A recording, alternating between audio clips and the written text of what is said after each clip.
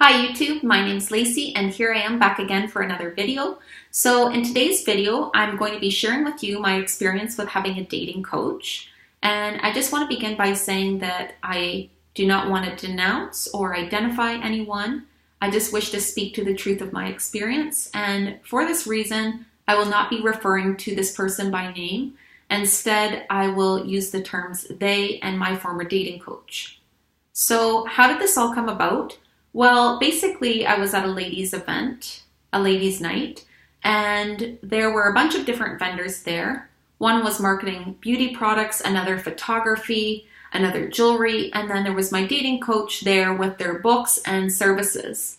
So yeah, it was a great event overall. I really enjoyed myself. There were a bunch of different baskets, and I chose to put my, raffle prize ticket in the basket that was empty, and sure enough, I won 3 complimentary dating coaching sessions. So I've actually used up 2 of those 3 sessions, but I didn't end up using the 3rd, and I'll get into that a little bit later.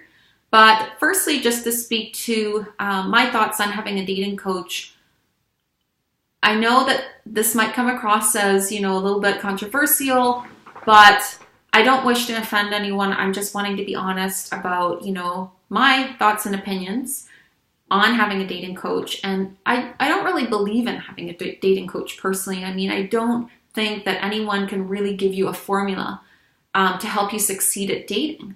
I believe that it's a process that is, personal and unique to each individual, and that there are, tips and tricks to help you along the way. But ultimately, there are no techniques or strategies that will guarantee you are successful, or that you marry your dream man, or that you kind of keep the person you're with, or, things like that. I just feel like it's too formulaic.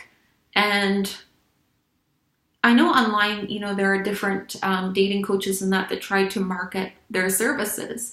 And, they say, okay, women are doing this wrong. If you want to get him back, or, if you want him begging, to, be with you, you have to, do these things, and you don't understand a man's psychology. So take, this, workshop for not $100, not $50, but for you today, it's $39.99. And, there's a drive inside all of us that wants to kind of buy into that and, believe, yes, there's a formula. There's, some sort of handbook that I can follow, and I can guarantee that I'm going to be successful at dating. But honestly, I've realized that I don't buy into that.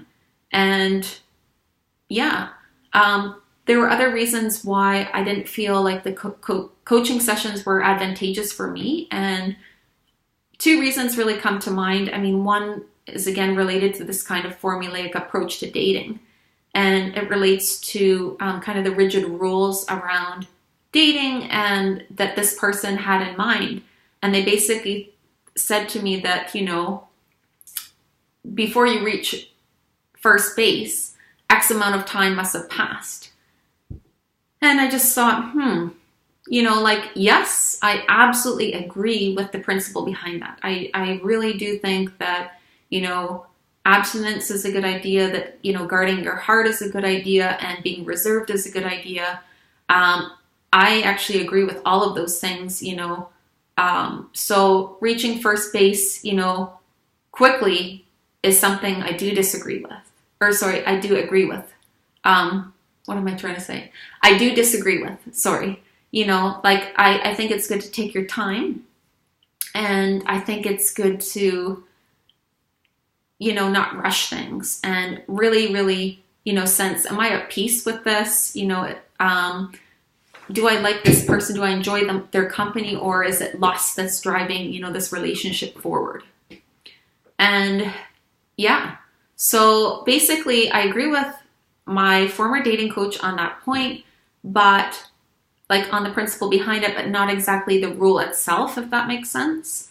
And then another thing was just that this person also believed that, you couldn't share with your partner, if you have one, when you have one, if you have one, basically, kind of vent to them about, things that were going maybe wrong in your life, that is something you should do with girlfriends. And I just thought, your partner is supposed to be your best friend. So that was like kind of another rule. And all these rules were kind of like layering and building up. And it actually caused me to feel a lot of anxiety because I was feeling like, oh, well, maybe I'm not doing this right. Maybe this is the wrong approach.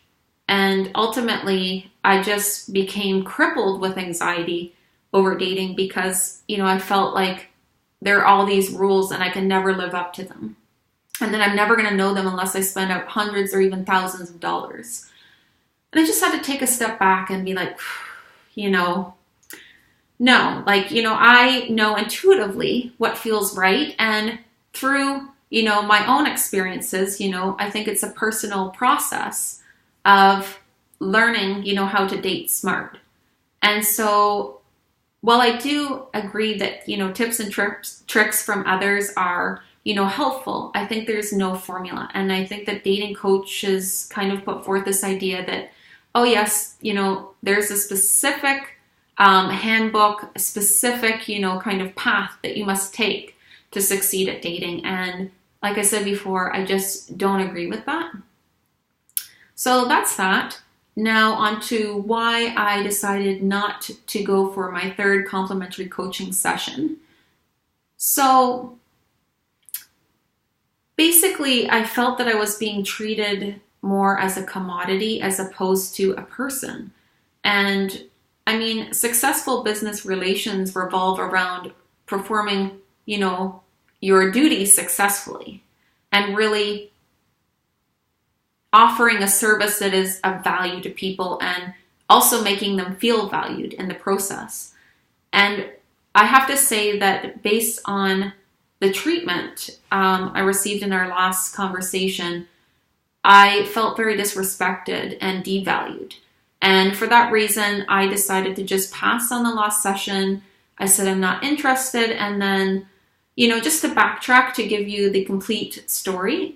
So I had messaged my former dating coach, after a very busy semester, and, kind of everything was winding down. I felt like I had more time and wanted to, make use of that last session.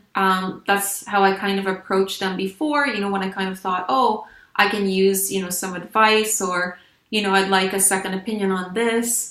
I just kind of went, and had the experience.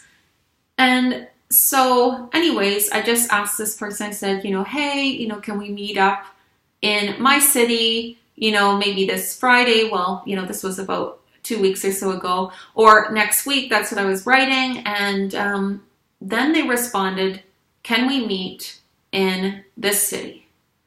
And basically I was like, did they even read my message, or are they just overlooking, kind of what I wrote because they feel like, I should come to them because they are providing this complimentary service? And I can see their reasoning to a certain degree, but it was even further than the spot where we usually meet. So here's my city, and then here's their city, which is a neighboring city, and then here's the city where they were asking me to meet. And so just to give you an approximate estimate of, the driving time, it would have been about an hour round trip, maybe an hour and 20 minutes, depending on traffic. Rush hour, a lot longer. But anyway, I had not specified a date or time for the following week when the person said that they were available. And then they were insisting that I meet in this town. And they offered no explanation as to why. And it just seemed to me as if they felt entitled to my time. And also as if they felt that, kind of providing this last complimentary coaching session was an inconvenience. And that's just the impression that I took away from this experience and these messages, especially when I suggested, could we meet a little bit closer? And I was expecting them to kind of negotiate and say, oh yeah, sure, let's meet up in our usual spot. but instead they're insisting that we meet in that other city, and then saying that, you know, their time was valued at $150, you know, per session, or whatever that was, an hour and a half.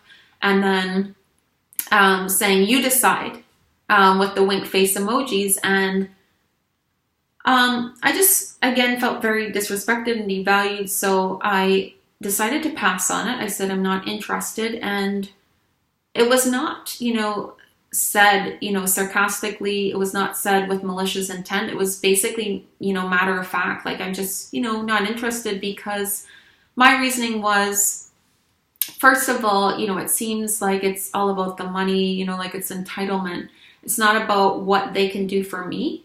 And I mean, this is a person that I patronized previously on 2 different occasions. I bought their book, and I also went to their, you know, speed dating session.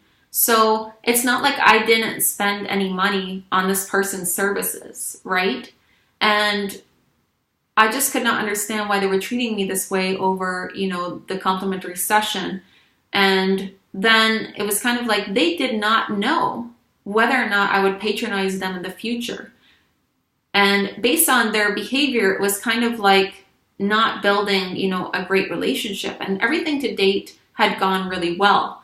And then it was kind of like that whole conversation, things just went downhill from there. And yeah, like I said, I just kept my cool, and I just expressed that I was not interested, and that was how it ended. But I don't want to be an inconvenience to someone. I mean, if they don't want to be around me, if they don't want to spend their time with me, I do not want to, you know, kind of take up their time and put them in that position. So I decided it would be best for both of us if I, you know, passed on that session and we just went on with our own lives. And yeah, so that's how that ended. And that's basically all to my story. So again, if you've ever had a dating coach, or if you're seeking one, or if you have thoughts about, you know, a dating coach or different videos that you've seen, you know, please comment below if they've helped you, if they haven't helped you, you know, things like that. I'm really interested to hear your perspective. And until next time, bye.